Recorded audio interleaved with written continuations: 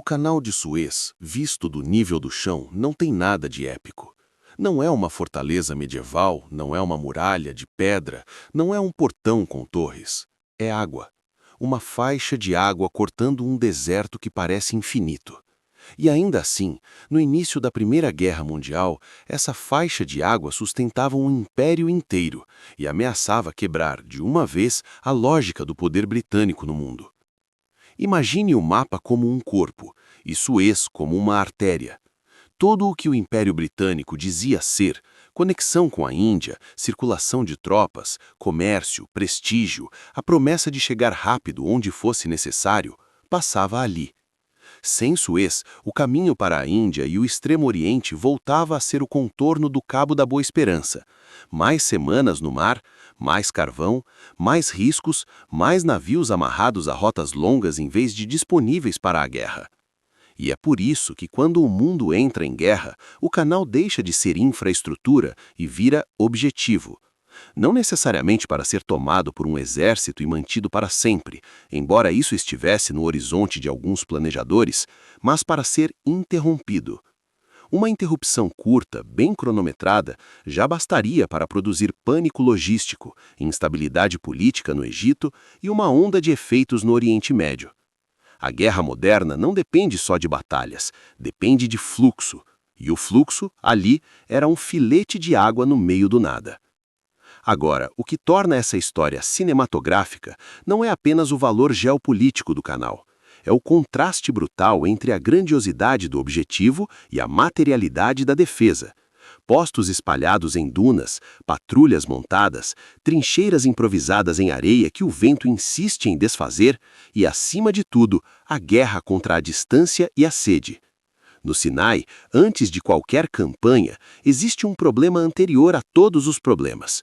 Como fazer um exército existir onde quase não há água? Esse é o início da história. Não a grande ofensiva, não as manobras famosas de anos depois, mas o momento em que os britânicos e seus aliados percebem que, para defender Suez, não bastava ter soldados. Era preciso construir um mundo inteiro no deserto. Água, trilhos, estradas, depósitos, telecomunicações, reconhecimento. É aí que o Sinai entra em cena, como ameaça, como tampão defensivo e como corredor para campanhas maiores. O contexto político em que essa defesa se organiza já nasce tenso. O Egito, no papel, ainda fazia parte do Império Otomano havia décadas. Na prática, estava sob ocupação britânica desde 1882. Essa ambiguidade era útil enquanto o mundo estava em paz. Cada lado fingia uma coisa diferente e a máquina funcionava. Mas guerra não aceita ambiguidade por muito tempo. Quando o Império Otomano entra na guerra ao lado das potências centrais, a situação do Egito vira uma bomba diplomática e interna. E os britânicos, que dependiam do canal para tudo, decidem consolidar o controle. Isso aparece não só em memórias e análises posteriores, mas na documentação oficial. Em dezembro de 1914, a mudança de status do Egito para protetorado britânico é formalizada em atos públicos divulgados no Reino Unido. O registro oficial dessa virada aparece na London Gazette, publicação oficial do governo britânico. O detalhe é importante porque mostra que o canal não era apenas uma preocupação militar, era um ponto de decisão imperial. No mesmo período, fontes diplomáticas de terceiros, como telegramas reunidos pela série Foreign Relations of the United States, FRUS, registram a movimentação britânica no Egito e as proclamações militares relativas à defesa diante da ameaça turca. O fato dessa temperatura aparecer em correspondência diplomática externa é um sinal de como o canal era percebido como peça estratégica global, não local. Mas enquanto diplomatas e governadores trabalham palavras como protetorado, os oficiais no terreno trabalham com outro vocabulário: patrulha, linha, posto, suprimento. A pergunta no começo de 1915 não é abstrata. Os otomanos vão tentar chegar ao canal? E se tentarem, por onde? E em que condições? As ameaças otomanas ao canal no início da guerra não são uma fantasia. Existe planejamento, existe deslocamento, existe apoio alemão em termos de assessoria e coordenação. E existe um raciocínio simples. O canal está perto o suficiente para ser atingido, mas longe o suficiente para ser um inferno logístico. Se o atacante aceitar sofrer nesse inferno por alguns dias e conseguir, com uma ação rápida, causar dano, afundar embarcações, destruir instalações, minar travessias, o efeito psicológico e operacional pode ser enorme. Não é necessário conquistar o Egito para ferir Suez. O problema é que o inferno logístico não escolhe lado, ele cobra do atacante e do defensor. E a vantagem do defensor nesse cenário é que ele pode transformar Suez num sistema, guarnições ao longo do canal, linhas de comunicação para reagir rápido, pontos fortificados e, crucialmente, controle do lado ocidental, com o Egito como base. O atacante, vindo do Levante e atravessando o Sinai, precisa transportar água, alimento, munição, pontões flutuantes ou meios de travessia, tudo isso sob risco de ser detectado. É aqui que entra o reconhecimento. Antes de qualquer grande combate, a guerra no Sinai é uma guerra de olhos e de mapas. Patrulhas montadas, observação a partir de pontos elevados, relatos de beduínos, com toda a ambiguidade e os interesses locais envolvidos, e a coleta sistemática de informações. A defesa britânica depende disso, porque o canal é longo e você não pode concentrar toda a força em um único ponto sem deixar o restante vulnerável. A solução é combinar dispersão defensiva com capacidade de reagrupar rapidamente, o que exige inteligência e transporte. Essa dinâmica aparece de forma muito clara quando olhamos para materiais preservados em coleções militares e institucionais. Fotografias do período, relatórios e narrativas oficiais de campanha. Por exemplo, em acervos como o do Australian War Memorial, encontramos imagens de equipamentos otomanos capturados após a tentativa de ataque ao canal, como pontões, pontoons, usados para travessia. Não é um detalhe decorativo. Um pontão capturado é um pedaço físico do plano inimigo. Ele prova que havia intenção real de cruzar água sob fogo e prova também que, se a travessia falha, o material fica para trás. Essas evidências materiais ajudam a ancorar visualmente e historicamente o tipo de operação que estava em jogo. O ataque otomano ao canal em 1915, frequentemente descrito como um raid ou uma tentativa de golpe rápido, se torna um momento em que a ameaça deixa de ser projeção e vira fato. Ele também revela para ambos os lados o que funciona e o que não funciona no deserto. Para o atacante, fica evidente que atravessar o Sinai com força suficiente para produzir resultados decisivos é uma tarefa quase sobre-humana sem infraestrutura. Para o defensor, fica evidente que só segurar a margem não resolve para sempre. Será preciso empurrar o problema para longe do canal, criando profundidade defensiva no Sinai. E aqui está o primeiro mini-gancho que move a história adiante. Se defender o canal exige construir infraestrutura no deserto, então a defesa já é, em si, o começo de uma campanha. Não existe linha clara entre defender e avançar, quando o terreno exige que você crie estrada, água e trilhos para se manter vivo. Vamos desmontar esse problema em partes, como um oficial de logística faria, sem perder a narrativa. Primeiro, água. Água não é um item no deserto. É o próprio limite do movimento. Um exército pode improvisar comida por alguns dias, pode racionar munição, pode dormir ao relento, mas não pode marchar sem água. No Sinai, isso significa poços escassos e de qualidade variável, distâncias longas entre fontes e a necessidade de transportar água em recipientes por camelos, mulas, carros puxados ou, quando possível, por trens. A água vira não só suprimento, mas calendário. Você marcha de acordo com onde consegue beber. Segundo, transporte. O deserto não é vazio. Ele é um terreno que destrói rodas, cansa animais e engana orientação. Um mapa ruim é quase tão perigoso quanto o inimigo. E um trem, quando existe, é a diferença entre uma linha viva e uma linha frágil. Por isso, ferrovias e infraestrutura entram como personagem central. Construir trilhos, estender ramais, criar estações, depósitos, tanques, tudo isso é guerra. Não é suporte à guerra, é a condição de possibilidade da guerra naquele teatro. Terceiro, reconhecimento e comunicação. O deserto amplifica o valor da informação. Se você detecta o inimigo cedo, pode concentrar fogo e bloquear travessias.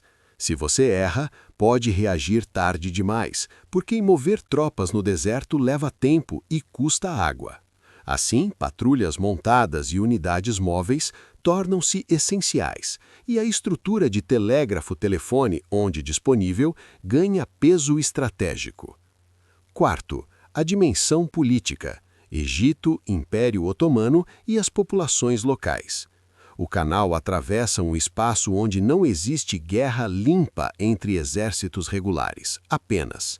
Há administração colonial, tensões nacionalistas egípcias, rivalidades e alianças locais e a propaganda religiosa e política que o Império Otomano tenta mobilizar com a ideia de jihad e lealdades islâmicas, um campo em que os britânicos, com tropas indianas muçulmanas e administração no Egito, pisam em terreno sensível.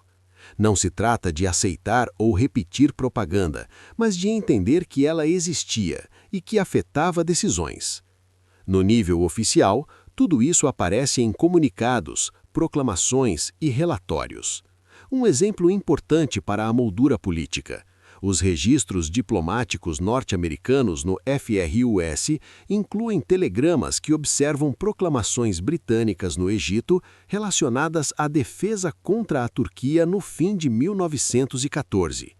Eles não nos dão apenas fofoca diplomática, eles registram o fato de que os britânicos se preocupavam em dizer, publicamente, que assumiam a defesa do Egito e que não buscariam envolver a população muçulmana egípcia.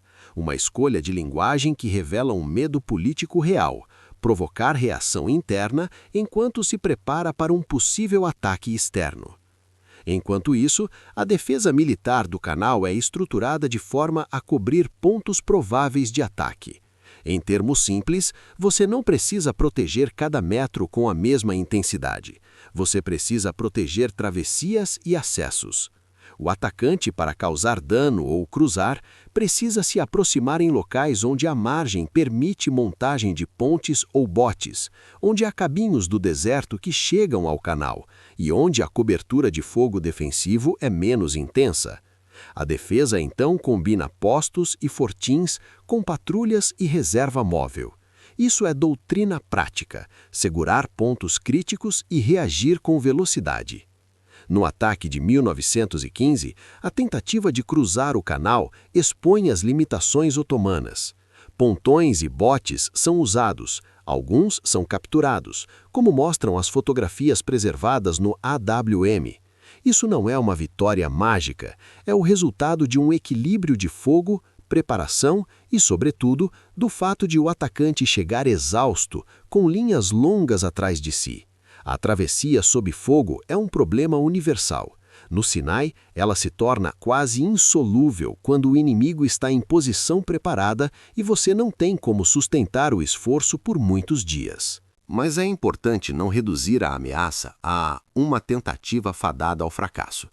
Historiograficamente, existem leituras diferentes sobre o peso real do ataque ao canal em 1915. Uma interpretação, comum em narrativas britânicas tradicionais e em algumas histórias oficiais, tende a ver a operação como uma demonstração de força limitada, incapaz de objetivos maiores. Outra leitura, mais sensível às intenções políticas otomanas e alemãs, aponta que, mesmo sem capacidade de ocupar o canal, um golpe bem-sucedido poderia ter tido valor estratégico desproporcional, especialmente se combinado com instabilidade interna no Egito ou interrupções no tráfego marítimo. E há ainda análises que enfatizam a operação como teste e como parte de uma guerra periférica de desgaste, em que o objetivo é obrigar os britânicos a dispersar recursos em teatros secundários. O consenso atual tende a combinar essas perspectivas. Militarmente, a chance de um controle sustentado do canal era baixa sem infraestrutura. Politicamente e psicologicamente, o risco de interrupção e de efeito dominó justificava a ansiedade britânica e a mobilização defensiva. E essa ansiedade não se restringe ao canal em si. Ela se estende ao Sinai como espaço que precisa ser transformado. É aqui que a história dá sua virada silenciosa. Para defender, os britânicos precisam construir. E ao construir, criam o caminho para avançar. Vamos falar de ferrovias e infraestrutura como se estivéssemos vendo uma sequência de filme. Homens em filas passando dormentes de madeira, trilhos brilhando sob o sol, locomotivas cuspindo fumaça em um horizonte sem nada e, ao lado, tubulações e reservatórios improvisados, a tentativa de puxar água e capacidade de movimento para dentro do deserto. Na prática, essa expansão de infraestrutura se torna o coração da presença britânica no Sinai. Ela não serve apenas para alimentar garnições, serve para projetar poder.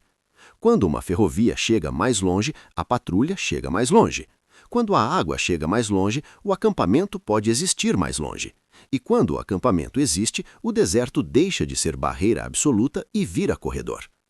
Nesse período inicial, o reconhecimento também muda de natureza. No começo, é sobretudo observação e patrulha, mas conforme a guerra avança, o reconhecimento se torna sistemático. Mapeamento, fotografias, relatórios de terreno. O deserto, que parece uniforme para um observador leigo, é cheio de detalhes táticos, depressões, elevações, linhas de dunas, pistas de caravanas, poços, pontos de sombra, regiões de areia fofa que travam rodas. O conhecimento desses detalhes vira vantagem comparativa. E isso nos leva a operações no deserto, água e transporte não como um subtópico, mas como a gramática do teatro. Em outros frontes, a logística é gigantesca, mas muitas vezes invisível. Trens na retaguarda, portos, fábricas. No Sinai, a logística está na primeira linha. Um comboio de água é tão decisivo quanto uma bateria de artilharia. Um poço controlado é um ponto estratégico, e o inimigo sabe disso. Do lado otomano, a ameaça ao canal não desaparece só porque um ataque fracassa. O Império Otomano continua a ser um adversário com capacidade de incomodar e de obrigar os britânicos a manter forças no Egito. E isso, por si só, tem valor estratégico para Istambul e para Berlim. Cada batalhão preso defendendo Suez é um batalhão que não vai para a frente ocidental, para Galípoli ou para a Mesopotâmia. O Oriente Médio para as potências centrais pode funcionar como teatro de economia de forças, criar problemas que custam caro ao inimigo. Mas o tempo trabalha a favor de quem consegue construir infraestrutura. E essa é a grande vantagem britânica no Egito: acesso ao mar, portos, capacidade industrial do império e uma base populacional e administrativa que, mesmo sob tensão, pode sustentar um esforço de engenharia. Enquanto o atacante atravessa o Sinai com o que consegue carregar, o defensor transforma o Egito em plataforma e empurra trilhos e tubulações para a frente. Aqui entra outro elemento técnico que precisa ser explicado com clareza: profundidade defensiva. Em termos simples, defender um ponto estratégico não significa apenas colocar tropas em cima dele. Significa criar camadas, postos avançados, patrulhas, reservas móveis e linhas de suprimento que permitam reação. A profundidade defensiva reduz a chance de uma surpresa decisiva e aumenta a chance de desgastar o atacante antes que ele toque o objetivo. No Sinai, profundidade defensiva significa exatamente isso: empurrar olhos, água e trilhos para leste. Ao longo de 1915 e 1916, essa lógica se consolida e prepara a transição para campanhas maiores. No começo, o objetivo é que não passem. Depois, o objetivo vira que nem cheguem perto. E, em seguida, se chegarem, nós já estaremos em posição de ir além. É uma escalada estratégica que nasce de uma necessidade defensiva. Nesse ponto, é útil ancorar a narrativa em dois tipos de evidência: registros oficiais britânicos e acêroas de memória militar. Os registros oficiais britânicos, como histórias oficiais de operações e despachos de comandantes, costumam detalhar as preocupações com o canal, o dispositivo de defesa e as operações iniciais.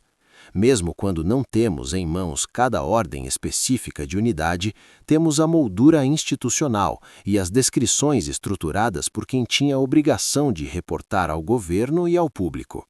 Em paralelo, os acervos, como o do Australian War Memorial, oferecem material visual primário, fotografias, negativos, descrições catalográficas que mostram objetos capturados, cenas de acampamento e elementos do cotidiano militar no Egito e no Sinai.